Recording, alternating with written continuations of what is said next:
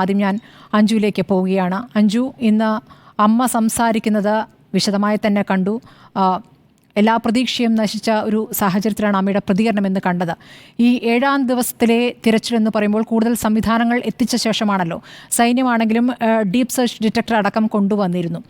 അപ്പോൾ സൈന്യത്തിൻ്റെ ഈ തിരച്ചിലിനെ എന്തുകൊണ്ടാണ് ഇന്നത്തെ ദിവസം നിങ്ങൾ സംശയിച്ചിരിക്കുന്നത്? ഇന്നലെ ശരിയാണ്, ഒരു ഉപകരണങ്ങളും ഇല്ലാതെയാണ് അവർ വന്നത്.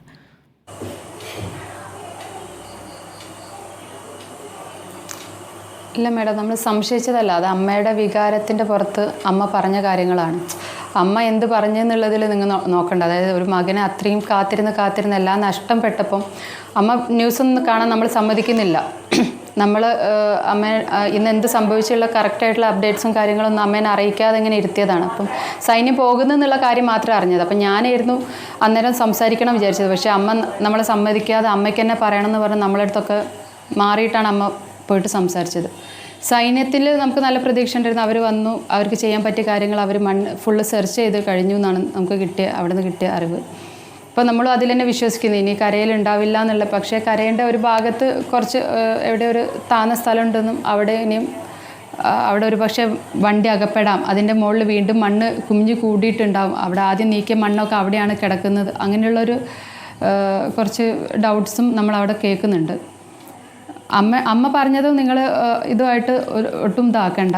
അമ്മയുടെ മാനസിക അന്നത്തെ സമയത്തെ കാര്യങ്ങൾ മനസ്സിലാക്കുന്നു. പക്ഷേ അമ്മയ്ക്ക് ഇന്ന് നടന്ന കാര്യങ്ങളൊക്കെ കൃത്യമായി മനസ്സിലാക്കിക്കൊണ്ട് തന്നെയാണ് അതിവൈകാരികതയോടെ പ്രതികരിക്കുകയല്ല അമ്മ ചെയ്തിരിക്കുന്നത്.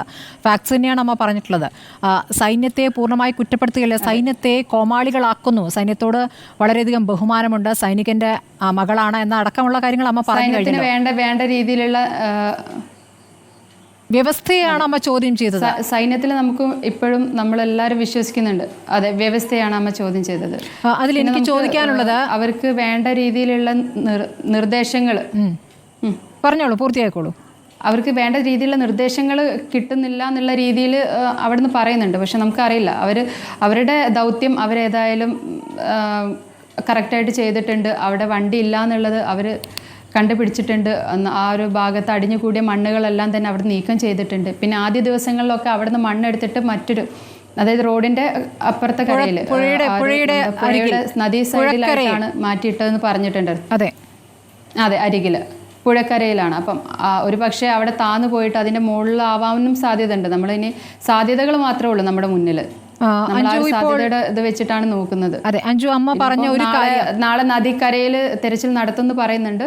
ശരി, അതിലേക്ക് വരാം. അഞ്ജു, അമ്മ പറഞ്ഞ ഒരു കാര്യം, ഈ കേരളത്തിൽ നിന്നുള്ള മാധ്യമപ്രവർത്തകർ അവിടെ എത്തുന്നു, വലിയ രീതിയിലുള്ള സമ്മർദ്ദം. ഇപ്പോൾ എം കെ രാഘവൻ എം പിയുടെ കാര്യം ആവർത്തിച്ച് അമ്മ പറയുന്നുണ്ടായിരുന്നു. അവരുടെ പിന്തുണ അദ്ദേഹം അവിടെ തന്നെ തുടരുകയുമാണല്ലോ. അപ്പോൾ അങ്ങനെ പറഞ്ഞതിൻ്റെ അടിസ്ഥാനത്തിൽ ജില്ലാ ഭരണകൂടം നിങ്ങളെ വിളിച്ചിട്ടുണ്ട്. അവിടെ നിന്നും കലക്ടർ അടക്കം ബന്ധപ്പെട്ടിട്ടുണ്ട്. നിങ്ങളെ കാര്യങ്ങൾ അപ്ഡേറ്റ് ചെയ്യുമെന്ന് അറിയിച്ചിരുന്നു.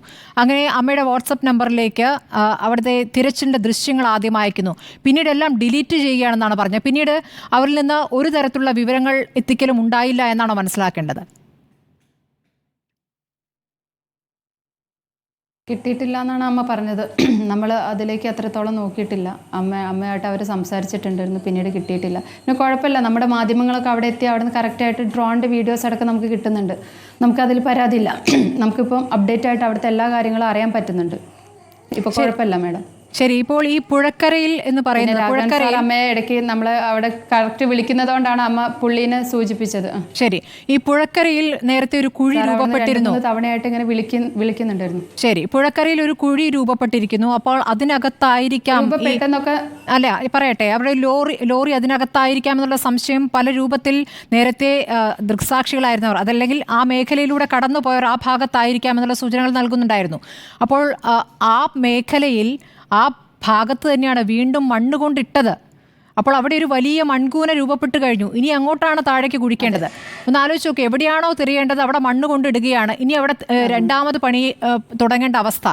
അപ്പോൾ ഇതൊക്കെ ആര് ആലോചിക്കുന്നു, ആരുടെ നേതൃത്വത്തിൽ നടക്കുന്നു? കാരണം ഇപ്പോൾ കേരളത്തിൽ നിന്ന് പോയ രക്ഷാപ്രവർത്തകർ ആവർത്തിച്ച് ചില കാര്യങ്ങൾ പറയുന്നുണ്ട്. അതിലേക്ക് തിരച്ചിൽ എത്താതെ ഈ രൂപത്തിൽ കൊണ്ടിടുന്നതിനെക്കുറിച്ച് എന്താണ് പറയാനുള്ളത് അഞ്ജു? നമ്മളല്ലല്ലോ മാഡം പറയേണ്ടത്. നമുക്ക് പറ്റിയ രീതിയിലൊക്കെ നമ്മൾ ഓരോന്ന് ആവശ്യപ്പെടുന്നുണ്ട്. അതെല്ലാം നമുക്ക് അവിടെയുള്ള ആളുകളും എല്ലാവരും നമുക്ക് ചെയ്തു തരുന്നുണ്ട്. ആർമിയുടെ സഹായം വരെ ചോദിച്ചു, അതടക്കം നമുക്ക് സാധ്യമാക്കിയിട്ടുണ്ട്.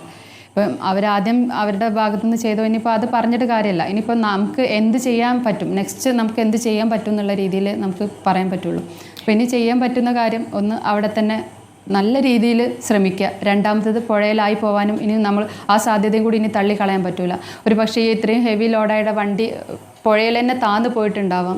അവിടെ കുറേ തെരച്ചിലുകൾ നടത്തിയെന്ന് പറഞ്ഞിട്ടുണ്ട്. പക്ഷെ നമുക്ക് കുറച്ചുകൂടിയും ടെക്നോളജിക്കലായിട്ടുള്ള ഈ അണ്ടർ വാട്ടർ റോബോട്ടിക്സ് പോലെയുള്ള അല്ലെങ്കിൽ മാക്രോസ് അവരുടെയൊക്കെ ഹെൽപ്പ് വെച്ചിട്ട് ആ ഒരു രീതിയിലുള്ള ഒരു തെരച്ചിൽ നടത്തിയാൽ ഒരു പക്ഷേ നമുക്ക് ഇനിയും ഒരുപാട് വൈകാതെ തന്നെ കിട്ടുമെന്ന് നമ്മൾ പ്രതീക്ഷിക്കുന്നുണ്ട്. ഈ പുഴയിൽ നല്ല ഒഴുക്കാണ് എന്നുള്ള കാര്യം അറിയാമല്ലോ. നേരത്തെ ഒരു ടാങ്കർ ഒലിച്ചു പോയതും ആ ടാങ്കറിന്റെ ഭാഗങ്ങൾ പിന്നീട് കരയ്ക്ക് കയറ്റുന്നതിന്റെ ദൃശ്യങ്ങൾ 2 ദിവസം മുമ്പത്തെ ദൃശ്യങ്ങളാണ് ഇപ്പോൾ പുറത്തു വന്നിട്ടുണ്ട്. അതൊക്കെ നിങ്ങൾ കണ്ടിട്ടുണ്ടാകും. അത് 7 കിലോമീറ്റർ അപ്പുറത്ത് നിന്നാണ് കിട്ടിയത്. അതിൻ്റെ ഡ്രൈവറെ കിട്ടിയത് 40 കിലോമീറ്റർ അപ്പുറത്തു നിന്നാണ്. അപ്പോൾ ഇത്ര ഭാരമുള്ള വാഹനമാണെന്ന് പറയുമ്പോഴും അതിനെ ഒലിപ്പിച്ചു കൊണ്ടുപോകാവുന്ന രൂപത്തിലുള്ള വലിയ കുത്തൊഴുക്ക് ആ പുഴയിൽ ഉണ്ടായിട്ടുണ്ട്. അപ്പുറത്തെ ഗ്രാമത്തിൽ തെങ്ങിൻ്റെ പൊക്കത്തിലാണ് വെള്ളം ഉയർന്നു വന്നതാണ് പറയുന്നത്. ആ ഭാഗത്തെ വീടുകളെല്ലാം അങ്ങ് അടിച്ചു കൊണ്ടുപോവുകയാണ്. 10 വീടുകളാണ് പൂർണ്ണമായും തകർന്നത്.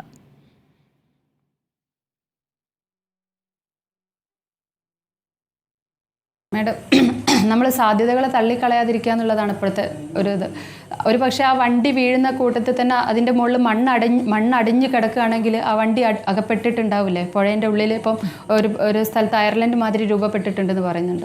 അപ്പം നമുക്ക് ആ സാധ്യതകളൊന്നും തള്ളിക്കളയാൻ പറ്റൂല. ഒഴുകി പോകാതിരിക്കാനുള്ള സാധ്യത ഇപ്പോഴും ഒരുപാട് ശതമാനമുണ്ട്. അപ്പോൾ നമുക്ക് ആ ഒരു സാധ്യതയും കൂടിയും നാളെ ഈ കരയുടെ ഭാഗത്തോട് കരയിൽ തെരച്ചിൽ നടത്തുന്ന സമയത്ത് തന്നെ ഈ ഒരു സാധ്യതയും കൂടി തള്ളിക്കളയാതെ നമുക്ക് ആ ഒരു രീതിയിലും കൂടി തെരച്ചിൽ നടത്തണം എന്നാണ് നമ്മൾ ആവശ്യപ്പെടുന്നത്. അഞ്ജു, ഇപ്പോൾ സൈന്യം മടങ്ങി എന്നാണ് നമുക്ക് കിട്ടുന്ന വിവരം. ആകെ അർജുനെ കാണാന്നുള്ളതാണ്. അതെ, സൈന്യം മടങ്ങി എന്നുള്ളതാണ് നമുക്ക് കിട്ടുന്ന വിവരം. ഇപ്പോൾ ജില്ലാ ഭരണകൂടത്തിന് സൈന്യം റിപ്പോർട്ട് നൽകി എന്നും കേൾക്കുന്നു. അപ്പോൾ നാളെ സൈന്യമില്ല, മറ്റ് വിഭാഗങ്ങളാണ് സംയുക്തമായി തെരച്ചിലിന് നീങ്ങുന്നത് എന്ന് പറയുമ്പോൾ എന്താണ് ഇപ്പോൾ ഈ ഘട്ടത്തിൽ സൈന്യം മടങ്ങുകയാണെങ്കിൽ പറയാനുള്ളത് അഞ്ജു?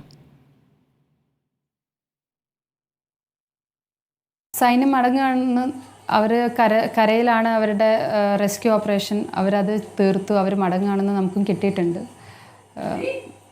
ഇനി നമ്മൾ അവിടെയുള്ള ആളുകളിൽ ഇപ്പോഴും വിശ്വാസം അർപ്പിക്കുന്നുണ്ട്.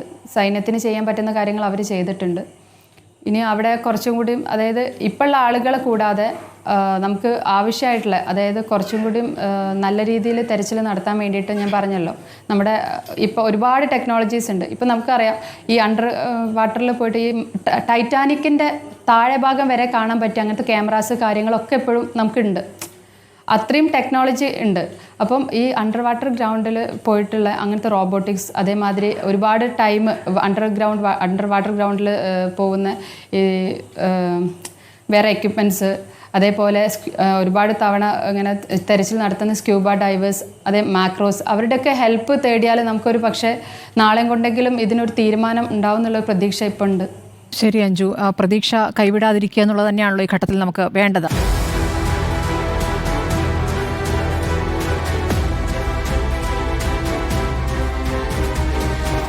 ഡിബേറ്റ് വിത്ത് സ്മൃതി പരുത്തിക്കാട്.